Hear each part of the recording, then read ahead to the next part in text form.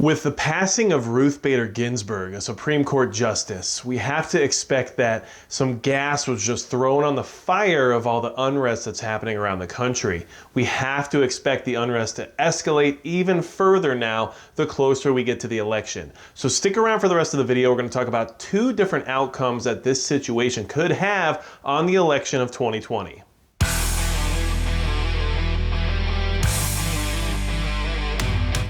Hey everybody, it's Magic Prepper, and today we're going to talk about how Ruth Bader Ginsburg's passing is going to have side effects on what's happening now in the 2020 election season. And those side effects can be related mostly to the escalation of unrest we're going to see in the streets around the country. And there's two different ways that this whole thing can turn out due to her passing and due to a new Supreme Court seat having to be filled, and what that process might look like moving forward.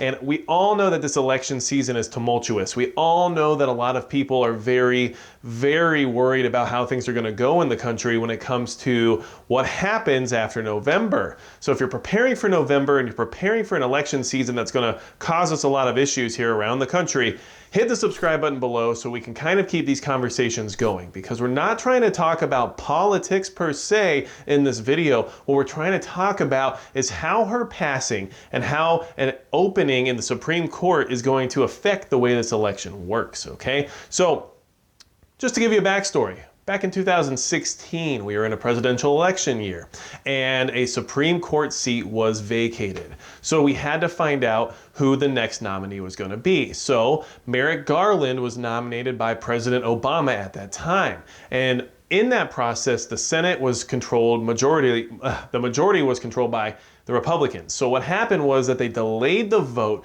until after the election, saying that it was too close to the presidential election for anyone to be nominated and put on the Supreme Court, and that the next administration should have a say on who is or isn't able to join such a prestigious court, okay? So that happened, and we all know what happened there. Merrick Garland did not receive the seat in the Supreme Court.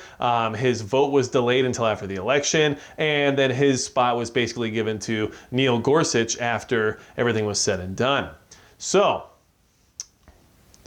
just remember, Ruth Bader Ginsburg passed away now only 2 months before the election, whereas the Supreme Court Justice Antonin Scalia passed away, I believe, in February of an election year. So what is that?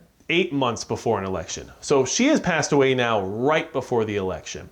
And what we're going to have to wait and see is how this all plays out, because there's two things that can happen. Two, okay? I'm just going to say it right now, and we're going to see how this goes. And it's something we have to prepare for, because I honestly think the unrest is going to escalate. Okay, so the first thing that's going to happen is that the Senate allows for a vote on a new nominee, okay? And the Senate allows a new nominee to go through the process and be voted into the Supreme Court, okay? Well, that will cause huge political backlash because of the hypocrisy related to it, in the sense of what happened back in 2016. And because of that backlash and because of the hypocrisy related to it, the streets will catch fire. People will be out in the streets really angry about what's happening, because honestly, in a lot of people's opinion that are out there in the streets right now, we should be held to the same accountability that was held back in 2016 at this point in time. And so if the Senate agrees to go forward on a nomination of the Supreme Court, then we're going to get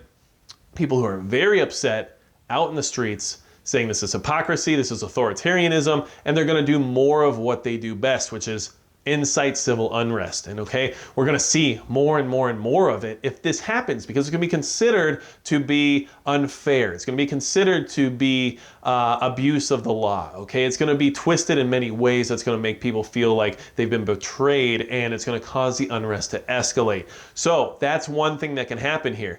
What does it end in? Unrest explodes, okay? People get crazy in the streets, and the closer we get to the election, the more upset people are going to be about what's happening, okay? The next way this goes is that the Senate delays the vote until after the election. What does that cause? Well, it causes a lot of single-issue voters to come out and say, I'm going to vote only to make sure I hold the key to whoever gets the next seat on the Supreme Court. The issue with that is that people's tensions are going to be so much higher, because now the stakes are really high. the stakes are extremely high for either side now to say whether or not they're going to have domination within the Supreme Court. And people are very concerned about that because the Supreme Court deals with individual rights.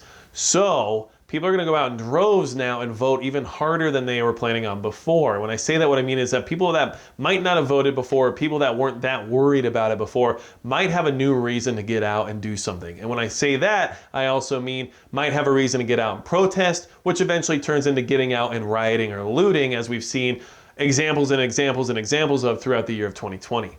So the two ways this thing goes both end in unrest exploding. I don't expect this to help anything. It's basically gas on the fire, okay? The escalation of unrest is going to happen because now there's a tension point issue that's been put on this election that's even more stressful and more strenuous on the average person than what it was already to begin with. So this is what's happening. Like I said, we're not taking sides. We're not trying to talk about the politics involved with the Supreme Court at this point in time. What we're talking about is how this vacancy is going to actually affect the unrest and everything else related to this election. And we just had some gas thrown on the fire. So we need to prepare, get ready for November, because things are just going to get worse. And this was one thing we really didn't need right now, was an escalation due to the fact that suddenly things got a lot more important. Suddenly the stakes got a lot higher. And this is what's going to happen. And I guarantee you we're going to see worse unrest than what we actually expect to begin with. So if you have any other questions, you're worried about what's happening based on this vacancy in the Supreme Court, leave them in the comments below. Let me know your thoughts on how this is going to affect the way the election looks when it comes closer and closer to November. And if you need anything else at all from me, always feel free to go to magicprepper.com and send me an email. But besides that, that's going to be it for Magic Prepper. Hey everybody, I just wanted to mention that these days with the unrest and everything else we're seeing in the streets, there's a lot of things that could happen. And if you're one of those people like myself who concealed carries in order to try to protect yourself or protect your family in case you're out and about and something happens that no one ever expects but wants to be able to be prepared for, well, consider joining the USCCA. And I'm only saying that because having the peace of mind of financial and legal protection after a self-defense act is extremely important right now. And I think we can all see the writing on the wall. If you go out of your way to defend yourself and defend your loved ones in a legal manner, you're going to face the court full on versus what's happening to some people who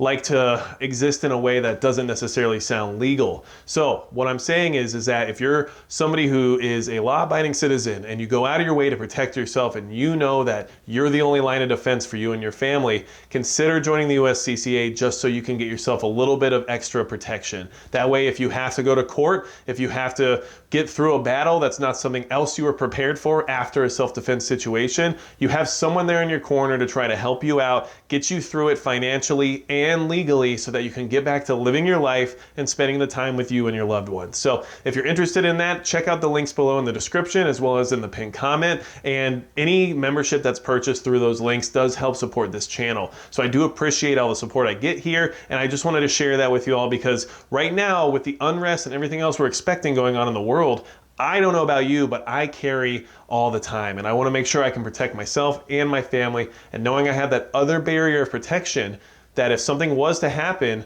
that I'm not going to be completely ruined by court fees and lawyer fees and everything else related to it, definitely gives me peace of mind. And the reason everyone prepares is to have peace of mind. So just something to consider. Thanks so much for your support, and I'll see you in the next video.